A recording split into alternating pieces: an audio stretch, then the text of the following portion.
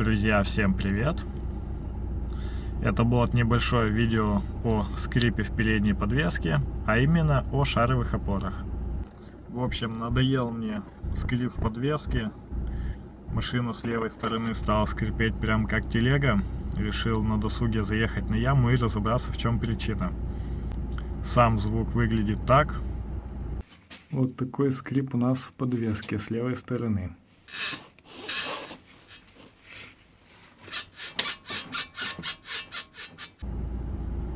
Как видите, это очень достаточно противный и неприятный звук. Мы привыкли, что шаровая опора обычно стучит, но почитав информацию в интернете, я увидел, что многие столкнулись с тем, что на грантах шаровые опоры скрипят, но при этом не стучат. Я даже немного удивился и решил проверить. В общем, прямо тут у меня появился гениальный способ, как точно проверить, шаровая это или нет. Берем ломик, монтировку, монтажку, вставляем аккуратно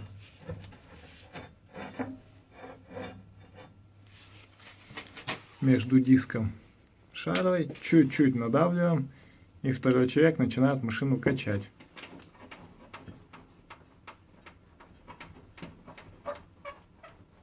Теперь убираем лом и качаем. Ставим. Вот и все. Хватит. Теперь, я думаю, сомнений не остается, что это у нас именно шаровая. А теперь заодно проверим с другой стороны. Итак, это у нас пассажирская сторона. Качаем просто автомобиль.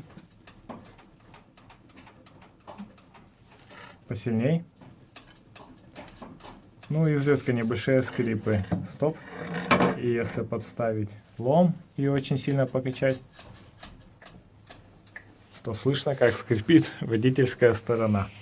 С этой стороны у нас все четко. Как советуют, под пыльник шаровой опоры можно добавить какое-либо масло или другую жидкость, и тем самым скрип, собственно, прекратится. Конечно, это не изменит то, что шаровая имеет какую-то выработку, и ее все равно со временем придется менять. Но избавиться от скрипа таким образом можно. Обратите внимание, я не советую так делать. То есть делать вы это, если решитесь, то на свой, как говорится, страх и риск. Жидкость любую можно добавить, действительно это масло или что-то такое.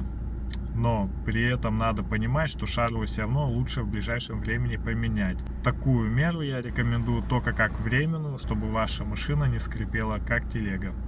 Нам нужен обычный шприц. Диаметр иглы должен быть как можно шире. И что из этого получается, смотрим дальше. Сейчас берем моторное масло. Берем шприц. И попробуем сюда воткнуть немножко моторного масла. По идее, если дело в шаровой, то за счет смазки она должна перестать скрипеть. А если она не перестанет, значит, или там все очень плохо шаровой, или скрип откуда-то с другого места доносится. Затыкаем максимально в верхнем положении аккуратненько. В общем, брать надо максимально толстую иглу, потому что масло очень тяжело выдавливается.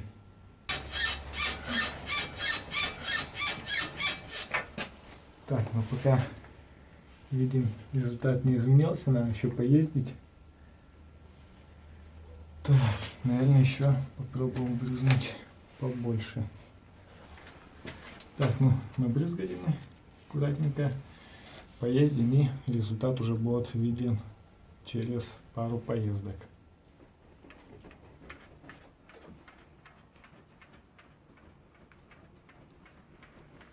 Вот спустя более чем 500 километров абсолютно никакого скрипа нету, что еще раз подтверждает теорию. Как мы видим, способ оказался рабочий. Я уже проехал более 1000 километров.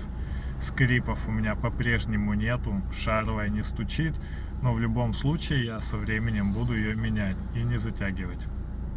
Возможно, как временная мера, такой способ подойдет и вам, но не забывайте по правильному, если уж вы хотите добиться какого-то более-менее эффекта продлевания жизни шаровой, то стоит попробовать поддеть пыльник и набить туда именно смазки. Смазки для шаровых или для шлюзов, что-то подобное. Тогда это, да, действительно продлит срок службы вашей шаровой.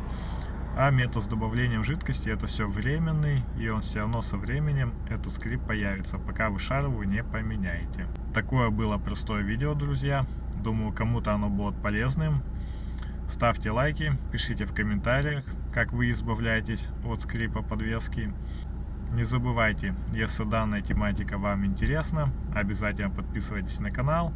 И увидимся в следующих видео. Всем пока!